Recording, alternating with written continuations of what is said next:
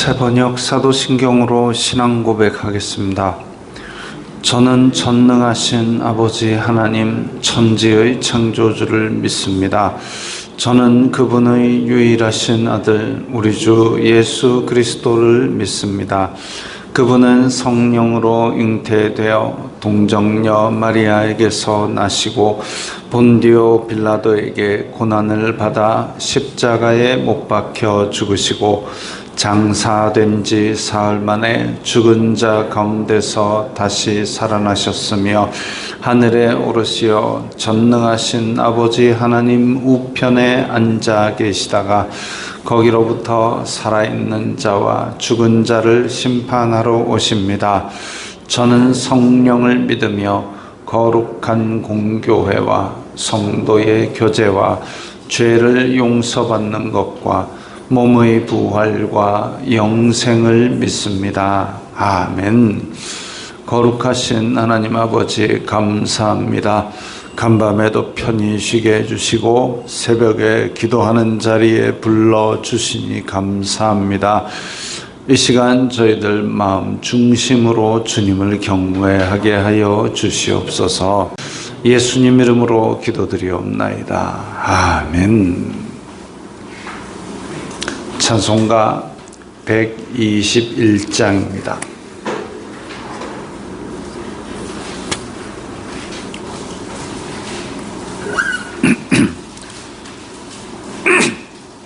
찬송가 121장입니다.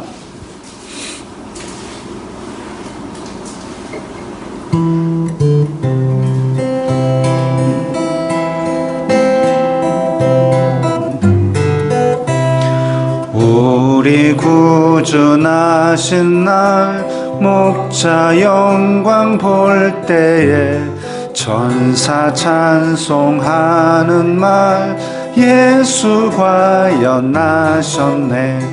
우리 임금 우리 주 모두 함께 절하세.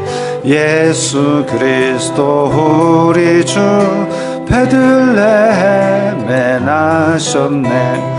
천사 노래 듣고서 베들레헴 가보니 나신 아기 누군가 예수 과연 나셨네. 우리 임금 우리 주 모두 함께 절하세. 예수 그리스도 우리 주 베들레헴에 나셨네. 목자처럼 우리도 나아가서 엎디세. 오늘 다윗 성에서 예수 과연 나셨네. 우리 임금 우리 주 모두 함께 절하세. 예수 그리스도 우리 주 베들레헴에 나셨네. 오늘 말씀은 누가복음 2장 8절부터 21절까지의 말씀입니다.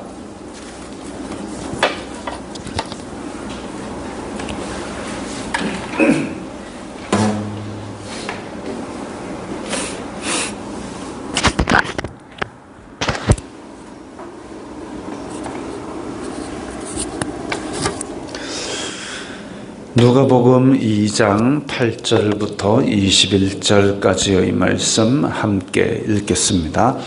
그 지역의 목자들이 밤에 밖에서 자기 양떼를 지키더니 주님의 사자가 곁에 서고 주님의 영광이 그들을 두루 비춤에 크게 무서워하는지라. 천사가 이르되 무서워하지 말라. 보라, 내가 온 백성에게 미칠 큰 기쁨의 좋은 소식을 너희에게 전하노라.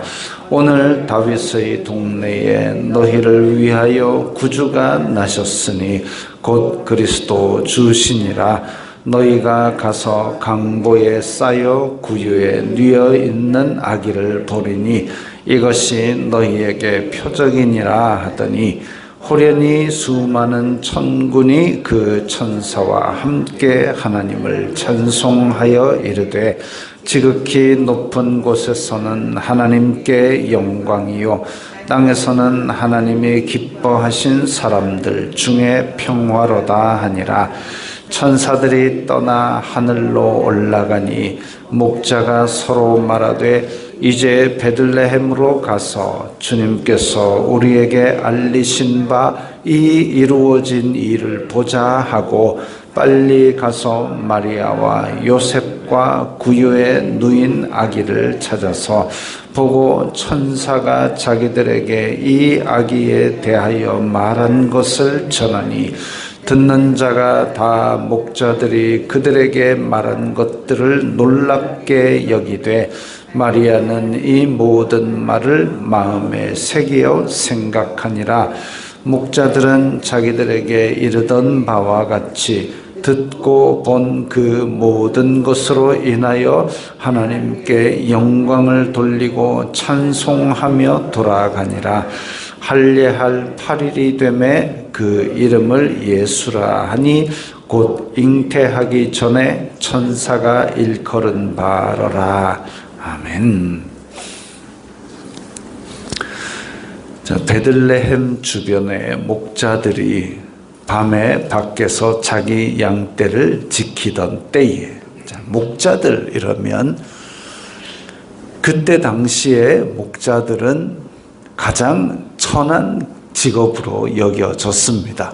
왜냐하면 이 이스라엘 사람들은 그 죽은 것에 손대는 거 이걸 극도로 기피하는데 목자들이 지내다 보면 짐승에 물려 찢긴 그런 시체들을 만지기도 하고 그러다 보니까 목자들은 사회적으로 최하위 계층의 기피 대상 이런 직업이었습니다. 그런데 원래 이스라엘 자손들이 그 아브라함 때부터 이동을 해야 되기 때문에 농경은 아니었습니다. 아브라함은 그야말로 저 멀리서 너는 고향 친척 아비 집을 떠나라 해가지고 떠났는데 떠나가지고 어디에 농사를 짓습니까? 다 이제 양소 몰고 다니면서 그걸로 먹고 살았죠. 그랬는데 이삭 때에 와서는 정착을 했습니다. 브엘세바에서 예루살렘까지. 예루살렘은 그때 당시에 이제 크게 뭐 번성하던 지역이라기보다는 왔다 갔다 하면서 주로 브엘세바에서 지냈고 이 이삭은 농경을 시작을 했죠. 그리고 야곱도 지내다가 이제 요셉 때에는 다 이집트로 이거했는데 이집트는 농경사회입니다. 그러나 이스라엘 사람들을 별로 안 좋아했습니다. 왜냐하면 이집트에 들어왔을 때에 양치는 자들이라고 했기 때문에 그래서 따로 고센 땅에다가 그렇게 터전을 마련했지요. 그러니까 이스라엘 자손들이 아브라함 때부터 뿌리 깊은 목축을 하고 있었음에도 불구하고 지금 보면 목자들이 천시받는 직업입니다. 다윗 왕도 목자 출신이고 예수님도 나를 선한 목자라 그러고 이 목자와 양의 관계가 성경에 많이 등장하고 있는데 왜 예루살렘에서는 아니면 지금 이 예수님 당시에서는 목자들이 이렇게 천대받고 있을까? 이 사람들이 배가 불렀죠. 로마의 지배를 받고 있으면서도 정신 못 차리고 있죠. 그리고 대제사장과 사두개인들은 로마에 붙어서 기득권을 떵떵거리고 누리고 살고 있죠. 자기네들의 신세가 지금 식민지 신세이고 억압받는 존재임을 전혀 생각 안 하고 내만 편하면 되니까 대제사장과 사두개인들과 그리고 이 사내들인 공회 사람들은 거기서 목에 힘을 주고 있습니다. 힘줄 게 뭐가 있습니까? 로마가 훅 불면은 다 깽깽깽 하면서. 그런 상황인데 그럼에도 불구하고 이 지역의 목자들은 최선을 다해서 밤중에 양을 치고 있습니다. 비록 그들의 생활비가 2렙돈 정도밖에 안 되는 그런 삶일지라도 어쨌든 최선을 다하고 있습니다. 베들레헴은 예루살렘에서 한 10km, 12km 정도밖에 안 떨어져 있는데 여기가 양을 많이 치는 이유가 뭐냐면 예루살렘 성전에서 그 제물을 드릴 그 양들을 주로 어디서 키웠느냐? 베들레헴에서 주로 키웠습니다. 그러다 보니까 이 양을 키우는 일들이 많았는데 목자들이 그래서 밤에 밖에서 자기 양떼를 지키더니 주님의 사자가 곁에 서고 천사들이 나타나가지고 하나님의 말씀을 선포합니다. 무서워하지 말라. 보라, 내가 온 백성에게 미칠 큰 기쁨의 좋은 소식을 너희에게 전하노라. 근데 이때 당시에 큰 기쁨의 좋은 소식이다 이러면 큰 기쁨의 좋은 소식이다라는 얘기는 왕이 태어나셨다, 왕이 등극하셨다 이런 얘기가 좋은 소식입니다. 이때 당시에는 이 좋은 소식이라는 말 자체가 너희들 뭐 연봉 인상해 줄게 이런 거 아니고 새 왕이 나타나셨다, 새 왕이 등극하셨다, 이게 이때 당시의 좋은 소식입니다. 그런데 이 좋은 소식을 천사가 말했다라는 것은 뭐냐면 하나님께서 말라기 이후에 한 400년 동안 침묵하셨다가 이제 그 백성을 구원하실 길을 열어주신다라는 얘기죠. 목자들은 그걸 알고 있습니다. 어떻게 아느냐? 목자들이 글을 알아서 성경을 읽어서 아니고 조상으로부터 어렸을 때부터 계속 이야기를 들어왔습니다. 하나님께서 우리 백성을 원래 택하셨는데 아브라함이 조상이고 그래가지고 저거 그런데 말라기 이후에 이제 예언이 끊어졌다. 이사야에서 약속하신 그 메시아가 언젠가는 오실 거다. 근데 그게 자기 생애가 될지 아니면 그 이후가 될지 아무도 몰랐던 거죠. 근데 목자들이 있을 때에 천사가 나타났다. 그 자체만으로도 하나님께서 내 생애에 이걸 이루어 주시는구나 라고 지금 벌써 심장이 벌렁벌렁합니다. 그런데 천사가 뭐라 그러냐? 무서워하지 말라. 큰 기쁨의 좋은 소식이다. 끝났죠. 이건 목자들은 인생에 이제 여한이 없습니다. 자기가 어려서부터 들어왔던 그 말씀이 이루어지는 게 내 눈앞에서 펼쳐졌거든요. 두려워하지 말라. 하나님의 메신저는 항상 이야기하는 것이 두려워하지 말라. 모세가 여호수아는 지금 모세를 잃고 혼자 백성들을 이끌고 가야 되는데 모세가 여호수아에게 남긴 것도 두려워하지 말라. 모세가 떨기나무에서 하나님을 만났을 때도 두려워하지 말라. 두려워하지 말라. 놀라지 말라. 계속 나오는 얘기가 그겁니다. 두려워하지 말라. 왜? 세상의 것들은 우리를 죽이기밖에 더 하겠습니까? 그러나 오직 두려워할 분은 하나님 한 분뿐인데 하나님은 영혼을 지옥불에 멸하실 수 있는 분이기 때문에 우리가 두려워할 분은 하나님 한 분뿐인데 하나님께서 우리를 택하사 사랑하셨기 때문에 두려워할 일이 없습니다. 그래서 하나님의 메신저는 항상 두려워 말라. 두려워 말라. 그리고 또 나오는 것이 기뻐하라. 하나님의 나라는 성령님 안에서 의와 평강과 희락, 기쁨입니다. 성령의 열매 안에도 희락이 있고 그 빌립보서에서도 보면 기뻐하라. 아무것도 염려하지 말고 오직 기도와 간구로 너희 구할 것을 하나님께 아뢰라. 하여튼 기뻐하라가 먼저 나옵니다. 기뻐하라. 걱정할 거 하나도 없다. 기뻐하라. 바울이 감옥에 갇혀서 그런 얘기를 빌립보 성도들에게 했습니다. 기뻐하라. 하나님의 메신저는 두려워하지 말라. 기뻐하라. 천사들이 목자들에게 지금 한밤중에 까만데 그야말로 이제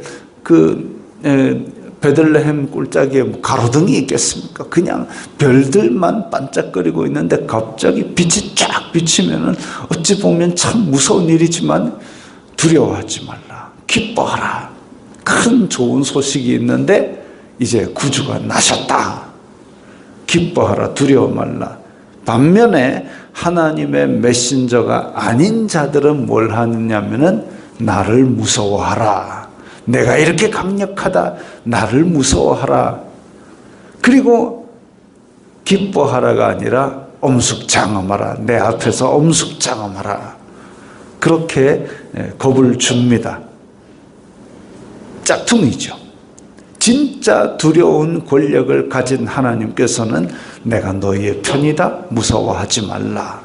근데 짝퉁들은 나를 무서워하라. 이 메시지를 갖고 옵니다. 그러면 우리가 하나님의 메신저가 아닌 것을 구별할 수 있겠지요. 자, 그 다음에 이렇게 너희가 강보에 쌓여 구유에 누워있는 아기를 보리니 이것이 너희에게 표적이니라. 큰 대궐 같은 집에서 보좌에 태어나신 아기가 탁 와 있으리니 그게 메시아다 이렇게 얘기를 안 하고 말밥통에 아기가 누워있는데 그분이 바로 구세주랍니다. 그 참 좀 생각이 복잡해지는 사항이죠. 뭔가 귀족들이 줄을 서 있고 그 앞에 참 찬란한 보좌 위에 뭔가 기름 부음 받은 자가 탁 나타나가지고 내가 나다 이렇게 하면 얼마나 좋겠습니까? 근데 아무도 알아주지도 않고 한밤중에 목자들만 그걸 알고 있습니다. 이 참 답답한 노릇이죠. 그런데 그 증거로 13절에 호련히 수많은 천군이 천사와 함께 찬송을 했습니다. 찬송, 그래가지고 우리는 하나님을 높이는 노래들이 있을 때에 야, 이게 진짜 하나님께서 하신 일이구나 잘 생각을 할 수 있습니다. 그러지 않은 작자들은 자기를 자꾸 높이고 자기를 자꾸 끼워 넣습니다. 자, 천사들이 떠나 하늘로 올라가니 지금 이제 목자들은 천사들이 떠나니까 그 조명도 없어지고 주변에는 이제 양들만 자고 있습니다. 야, 이거 어떻게 하느냐? 근데 목자들은 양떼들을 놔두고 베들레헴으로 들어가는 일을 택합니다. 양떼들은 들판에 놔두면 도둑이 올 수도 있고 짐승이 해칠 수도 있지만 물론 이제 밤에 잘 때는 돌로 만들어 놓은 울타리와 이런 것들로 그 안에다가 몰아놓고 자연 동굴 같은 데다 안에다 몰아놓고 하지만 그래도 아무도 지키는 자가 없는데 어떡하나 걱정하는 사람이 아무도 없이 왜? 지금 구주가 나셨다는 이 기쁜 소식이 자기네들의 가슴을 뛰게 만들고 있습니다. 그래서 다 놔두고 가는 거죠. 베들레헴으로 올라가서 이 이루어진 일을 보자 해가지고 어느 집인지도 모르고 일단 베들레헴으로 들어갑니다. 그래가지고 거기를 샅샅이 뒤져가지고 빨리 가서 마리아와 요셉과 아기를 찾아서 보고 천사가 자기들에게 이 아기에 대하여 말한 것을 전했다 그랬습니다. 지금 큰 기쁨의 좋은 소식 때문에 심장이 두근거려서 지금 흥분을 억제하지 못하고 빨리 갔고 그리고 그것을 전했습니다. 마리아와 요셉에게 우리가 지금 들에 있는 양을 치는 목자들입니다. 근데 천사가 나타나서 우리 주변을 환히 비추고 하나님께서 보내주신 이 예언의 메시아가 오셨다고 얘기했는데 아기가 강보에 쌓여 구유에 있을 텐데 그분이 바로 메시아다라고 얘기를 했습니다. 근데 여기 보니까 강보에 쌓여 구유에 누워 있네요. 말밥통에 있네요. 가장 낮은 자리에 오셨네요. 그분이 바로 메시아입니다라고 이야기를 했습니다. 우리가 전도하는 자세도 그런 것이죠. 내가 예수님을 뭐 말씀을 통해서 만났든지 환상 중에 만났든지 뭐 어쩌든지 예수님이 나의 구주가 되셨다는 사실에 가슴 뛰게 기뻐하는 그 흥분이 우리에게 있었으면 좋겠습니다. 예수님을 생각할 때 생각만 해도 좋고 정말 이것을 전하고 싶어가지고 가슴이 두근거리고 이런 흥분들이 사라져가는 것이 좀 안타깝습니다. 보면 그래서 교회 나온 지 얼마 안 되는 분들이 야, 내 교회 가보니까 좋더래 이 얘기를 하는 거죠. 나온 지 얼마 안 돼서 바로 전도가 막 됩니다. 왜? 변화가 있었거든요. 근데 어려서부터 교회를 차곡차곡 다녔던 사람들은 그런 변화가 잘 없습니다. 참 안타까운 일이죠. 하나님께서는 날마다 새로운 은혜로 우리에게 주시는데 그런 은혜를 맛보면서 우리가 날마다 새로운 은혜 가운데 정말 감사하고 기뻐하는 흥분되는 그런 좋은 일들이 성령님을 통해서 일어났으면 좋겠습니다. 자, 이렇게 전하니까 마리아는 이 모든 말을 마음에 새기어 생각하니라. 마리아는 이 모든 일들을 마음에 잘 넣어두었습니다.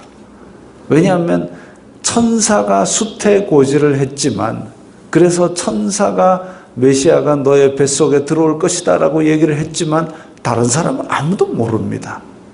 요셉만 겨우 알고 있는 거죠. 그래서 이거 뭐 어떻게 얘기할 수도 없고 배에서 막 빛이 나는 것도 아니고 참 이게 어려운데 그런데 생판 모르는 사람들이 와가지고 이분이 바로 그분이라고 알아주니까 야, 이게 진짜 하나님의 역사구나 이걸 깨달은 거죠. 그래서 마음에 새기어 생각을 하게 되었습니다. 그리고 20절에 보면 하나님께 영광을 돌리고 찬송하며 돌아가니라 이랬습니다. 하나님께서 하시는 일의 모든 열매는 결국은 하나님께 영광을 돌리는 것으로 귀결됩니다. 사람이 중간에 끼어드는 일은 하나님께 영광 돌립니다. 박수 팍 치면서 자기 이름을 은근히 높입니다. 그거 아니죠. 결과적으로도 하나님께 영광이 되고 결과적으로도 하나님의 은혜만이 기억에 남아야 되는데 그런데 반면에 어떤 사람들은 그 결과를 자기가 은근히 가로챕니다. 자기가 은근히 높아지고 자기가 은근히 가로채고 결국은 그것이 하나님의 일로 시작을 했다가 사람의 일로 마무리를 짓는 그런 어리석은 일이죠. 제가 계속 강조하는 것이 이솝우화처럼 거북이가 독수리의 발에 들려가지고 날아오를 때에 이야 신난다 내가 날아오른다 까지 하고 좋았으면 거기서 그쳐야지 나와봐라 내 혼자 날아볼게 하다가 떨어져서 팍삭 깨지는 겁니다. 우리는 우리가 잘난 것이 아니라 항상 하나님의 은혜 가운데 있음을 고백하고 하나님의 아니면 나는 아무것도 아니요 오직 나는 해야 될 당연한 일을 한 것뿐입니다 라는 생각을 마음 깊이 뿌릿속으로 가지고 있지 않으면 언제든지 유혹을 받게 돼 있고 내가 영광을 가로채고 싶어하고 내가 자꾸 내 이름을 날리고 싶어하고 나를 두려워하라라고 내 목에 힘을 주고 싶어하고 결국 그게 우리를 제사장과 바리새인으로 만드는 겁니다. 그래가지고는 예수님께서 이 회칠한 무덤아라고 꾸중하시는 것밖에 남는 게 없습니다. 하나님께 영광을 돌릴 때에 내가 하늘을 날아다니면서 그렇게 기쁨을 누릴 수가 있는 것이죠. 할례할 8일이 되매 그 이름을 공표했습니다. 세례 요한처럼 할례를 행하면서 그때 이 아이의 이름은 요셉이다 안 하고 천사가 붙여준 이름 예수. 예수라는 이름의 뜻은 구약에서는 여호수아, 예수아라고 부르는 것처럼 예수라는 이름은 자기 백성을 그들의 죄에서 구원할 자라는 뜻입니다. 그렇게 해서 예수님의 이 땅의 생애가 시작이 되는 것이죠. 하나님의 계획은 원대하고 우리가 알 수 없는 부분에서 차곡차곡 이루어지고 있습니다. 그것은 어느 누구도 방해할 수가 없고 우리가 그 가운데 쓰임받는 것으로 감사하고 영광 돌릴 일이지요. 이 백성은 내가 나를 위하여 지었나니 나의 찬송을 부르게 하려 함이라. 이사야 43장에 나온 대로 우리는 택한 백성이라면 하나님께 영광, 이것이 생애의 목적이 되고 생애의 기쁨이 되고 그 가운데 쓰임받는 것으로 하나님께 영광을 돌리는 그런 일들이 되어야 되겠습니다. 우리 이런 일들 가운데서 우리가 때로는 목자일 수도 있고 때로는 주인공이 아닐 수도 있지만 하나님의 큰 영광을 바라보면서 정말 가슴 뛰는 그런 기쁨의 소식이 되기를 바랍니다.